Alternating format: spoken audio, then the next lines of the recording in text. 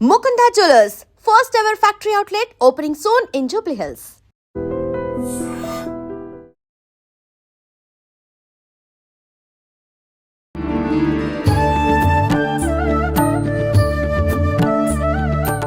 నమస్కారం అమ్మా. నమస్కారం అమ్మా.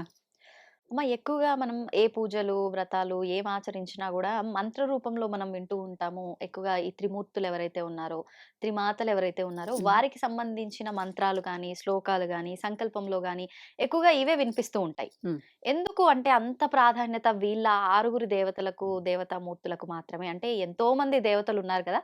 విశేషంగా వీళ్ళని మాత్రమే ఎందుకు తీసుకొస్తున్నాం? ఎందుకంత ప్రాధాన్యత ఇస్తున్నాం? దాని వెనకాల ఆంతర్యం ఏంటి?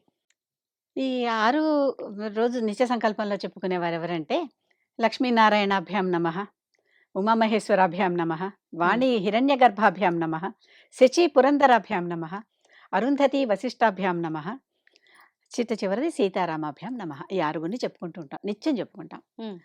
ఈ ఆరుగురిలో మనం ఒకటి గమనించి చూస్తే స్త్రీలే ముందరున్నారు. అవును. పురుషులు తర్వాత ఉన్నారు. ఎందుకని? సృష్టిలో స్త్రీనే ముందరుంటుంది. తర్వాతే పురుషుడు స్త్రీ ద్వారా వస్తాడు అని చెప్పటానికి ఒక ఉదాహరణ. ఓకే. అందుకనే చాలామంది శుభలేఖలో రాసేటప్పుడు, ఇన్విటేషన్ కార్డ్స్‌లో రాసేటప్పుడు మిస్టర్ అండ్ మిసెస్ అని రాస్తారు. అది తప్పు. హ్మ్. మిసెస్ అండ్ మిస్టర్ అని రాయాలి. శ్రీమతి అండ్ శ్రీ అని రాయాలి. ఆహా! ఆ చివరలో ఏదుంటుందో ఆ పేరు గల వాళ్ళది ఆ చివరలోకి రావాలి. హుహుహుహు. భార్యాభర్త ఇద్దరిని కలిపి చెప్తున్నారు గదా! ఆ మాట అవును. అంటంలో. అవును. శ్రీ అండ్ శ్రీమతి రామారావు గాదు. శ్రీమతి అండ్ శ్రీరామారావు. ఓహో! శ్రీరామారావు గారి యొక్క శ్రీమతి. అవును గదా! లాజిక్ అది. లాజిక్కే కదా! ఆ! కాకపోతే పురుషాహంకారం ఉన్నవాళ్ళు మేమే ముందర ఉండాలి అని ఇగో ఉంటుంది కదా, మేల్ ఇగో ఉన్నవాళ్ళు దాన్ని తీసుకొచ్చి తారుమారు చేస్తూ ఉంటారు. హుహుహుహు. మనకి సంకల్పంలోనే ఇది ఉంది. అవును. రోజు వాళ్ళే చెప్పుకుంటారు. ఈ పురుషుల పూజ చేసేప్పుడు సంకల్పంలో అలాగే చెప్పుకుంటారు. హ్మ్. హ్మ్. రామ సీతాభ్యాం నమః అనరు, సీతారామాభ్యాం నమః అని అంటారు. హ్మ్. ఇక్కడ వీళ్ళలో ఉన్నటువంటి ప్రత్యేకత ఏంటంటే, లక్ష్మీనారాయణులు మన స్థితికారకులు. మనం వాళ్ళని ఎందుకు పూజిస్తున్నాం నిత్యం? మనం ఈ స్థితిలో ఇలా ఉన్నామంటే సృష్టి స్థితి లయ అని చెప్పుకున్నాం కదా! ఈ స్థితికారకులు లక్ష్మీనారాయణులు. హ్మ్. వారు ఉండబట్టే మనం ఉన్నాం. నారాయణుడు మనం ఎలా ఉండాలి, ఏమిటి అనేదాన్ని నిర్దేశించి చూస్తున్నాడు. ఓకే. మనం బతకాలంటే డబ్బు కావాలి, ధనమూలమిదం జగత్ కదా! అవును. కనుక లక్ష్మీ అనుగ్రహం కావాలి. అవును. వీరిద్దరూ ఒక జంట. ఈ ఇద్దరి జంట బతకాలి, హ్మ్. ఎలా బతకాలి, మంచిగా బతకాలి, స్థితి బావుండాలనే కదా! అవును. దానికి ధనం కావాలి. కనుక ఈ లక్ష్మీనారాయణుల జంటకి మొట్టమొదట నమస్కారం. ఇప్పుడు మనం ఉన్నాం వాళ్ళ బట్టే. రేపు మళ్ళీ వెళ్ళిపోయేటప్పుడు కూడా మంచిగా హాయిగా వెళ్ళాలి గదా! హ్మ్.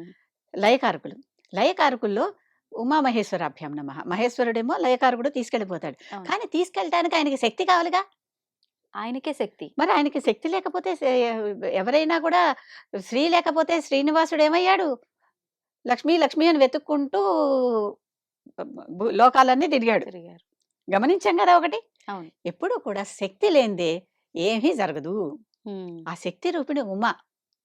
ఓకే. ఆ ఉమ సహాయం లేనిదే, లక్ష్మీ సహాయం లేనిదే ఉన్నత స్థితిలో తన జనులని, తన ప్రజలని ఎలా నారాయణుడు చూడలేడో, అలాగే ఉమ అనే శక్తి లేనిదే మహేశ్వరుడు ఎవరిని లయం చేయలేడు. హుహుహుహుహు. కనుక ఆ లయం చేసే శక్తి ఇచ్చేదావిడ. ఓకే. అలాగే వాణి గర్భాభ్యాం నమః. హిరణ్య గర్భుడు అంటే బ్రహ్మ. ఆయన మనల్ని సృష్టించాడు. హ్మ్. ఉత్తిగా సృష్టించి పంపించేస్తే పోయిందా? లేదు కదా! లేదు. మరి వాళ్ళకి బుద్ధి, తెలివి, వివేకం, విజ్ఞానం ఉండాలిగా. ఉండాలి. అది ఇచ్చేదెవరు? అమ్మ. వాణి. వాణి అంటే వాక్కు. హ్మ్. హ్మ్. మాట లేకుండా వచ్చి ఏం చేస్తున్నాం? అంతే కదా! నేర్చుకున్నా, మాట్లాడినా మాట నుంచే కదా! అవును. మనం ఎవరైనా అవతల వాళ్ళు మనల్ని గమనించినా, గుర్తించినా మన వాక్కు నుంచే. హ్మ్. హ్మ్. మనం ఏరా అంటే వాడు పోరా అంటాడు. అంతేగా. మాట మంచిదైతే అంతా మనం మంచిగా ఉంటుంది. నమస్కారం అంటే వాడు నమస్కారం అంట. అంతే అవును. కదా! అంతే. కనుక ఆ వాణినిచ్చేదెవరు? పుట్టిన కొత్త జీవికి, హ్మ్. ఆయన సృష్టించి ఇచ్చిన జీవికి వాణినిచ్చింది ఆవిడ. ఓకే. కనుక వాణి హిరణ్య గర్భాభ్యాం నమః. పుడుతూనే మనకది లేకపోతే పుట్టి ఏంటి ప్రయోజనం? పుడతాం, పోతాం అంతే గదా! అంతే. మన వల్ల ఏమి అక్కడ ఇప్పుడు డిఫరెన్స్ ఒక ఉండదు. వస్తువుకి, మనకి అప్పుడు ఏమి ఏం డిఫరెన్స్ వ్యత్యాసం ఉండదు. ఉండదు. హ్మ్. అలాంటి వాళ్ళు ఉన్నారు. ఉన్నారు. ఉన్నారు. అంటే ఏదో ఒక రకంగా వస్తారు. అవును. అది వాళ్ళ పూర్వ కర్మానుసారం వచ్చి ఉండనటువంటివి. అంతే. అంతే. వాటి గురించి మళ్ళీ కర్మ గురించి మళ్ళీ వేరే మాట్లాడుకుందాం. హ్మ్. ఆ తర్వాత శచీ పురంధరాభ్యాం నమః. హ్మ్. శచీదేవి లేనిదే అసలు పురంధరుడికి శక్తే, అసలు తను మళ్ళీ తిరిగి తన స్థానానికి తను వచ్చేవాడు కాదు. పురంధరుడు అంటే ఎవరు?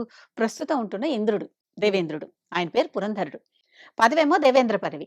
ఈ దేవేంద్ర పదవి కొన్ని బ్రహ్మహత్య చేయటం వల్ల వదిలేసుకోవాల్సొస్తే, శచీదేవి లలితాదేవిని ఉపాసించి మళ్ళీ పురంధరుడిని తీసుకొచ్చి ఆ కుర్చీలో కూర్చోబెట్టింది. ఓకే. అంటే భర్తకి ఉన్న పదవిలో ఉంచటానికి, పోయిన పదవి తేవటానికి తేవటానికి. భార్య సహకారం ఎంత అవసరమో ఈ శశి బృందరులు చూపించారు. హ్మ్. అలాంటి వాళ్ళు మరి అవును. భార్యాభర్తలు ఇద్దరు ఒకళ్ళతో ఒకళ్ళు ఒకళ్ళ కష్టంలో ఉన్నప్పుడు ఇంకోళ్ళు ఆదుకుంటూ ఎలా కలిసిమెలిసి ఉండాలనేది ఉండాలనేది ఇక్కడ ఇక్కడ తెలుస్తుంది. తెలుస్తోంది. మరి అలాంటి వారిని మనం ధ్యానించుకోవద్దు నిత్యం? తప్పకుండా. అరుంధతి వశిష్టాభ్యాం నమః. ఎంతమంది ఉన్నా అరుంధతి వశిష్ఠులే మనకి పెళ్ళిళ్ళలో అగో అరుంధతి నక్షత్రం హ్మ్. చూడు అని చూపిస్తారా? చూపిస్తారు. అరుంధతిని ఎందుకు చూపిస్తున్నారు? మరొకరిని ఎందుకు చూపించట్లేదు? హ్మ్. ప్రతి చోట ప్రతి ఋషికి పత్ని కూడా ఉన్నది కదా! ఉన్నారు. అవును. ఋషులు సన్యాసులు కాదు కదా! అవును. గృహస్థులే. అవును. వారికి పత్నులు ఉన్నారు కదా! హ్మ్. అయినప్పటికీ అరుంధతే చూపించటానికి కారణం ఏంటంటే, అరుంధతి గమనం, వశిష్ఠుడి గమనం ఒకేలాగా ఉంటుంది. హ్మ్. అంటే ఎప్పుడు కూడా ఈ 2 నక్షత్రాలు కొన్నాళ్ళ తర్వాత దూరం దూరంగా అయిపోవటం మనకు తెలుస్తాయా? ఆ! దూరంగా అయిపోవటం, దగ్గరగా అయిపోవటం. ఈ 2 నక్షత్రాలు ఎప్పుడు ఒకటే వేగంతో కలుస్తాయి. ఎప్పుడు ఇవి విడిపోవు. హుహుహుహు. ఎప్పుడు వీటి మధ్య డిస్టెన్స్ మారదు. ఫిక్స్‌డ్. ఓకే. 2 రైలు పట్టాల మధ్య దూరం ఎట్లా మారదో, అవును. అవునా? అలాంటి మారనటువంటి జంట అన్నమాట ఇది. హ్మ్. ఈ భార్యాభర్తలు అనేవాళ్ళు కొంత డిస్టెన్స్ మెయింటైన్ చేస్తూ మరి ఒకళ్ళ మీద ఒకళ్ళు వచ్చేయకూడదు.